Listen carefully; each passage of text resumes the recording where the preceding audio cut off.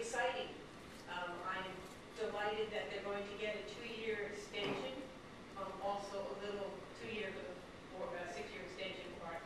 I'm also a little fearful that the phone will stop ringing and everybody will go home and we will wait now for another 3 months before that first 2 years is over and the phone will start ringing again.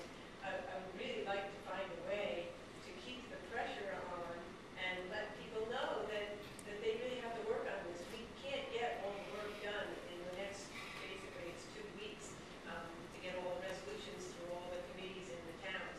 So, you know, while it's wonderful to have the extension, I think this extension should go through. I'm very concerned that that will take the pressure off. We won't be doing anything for another 2.5 years.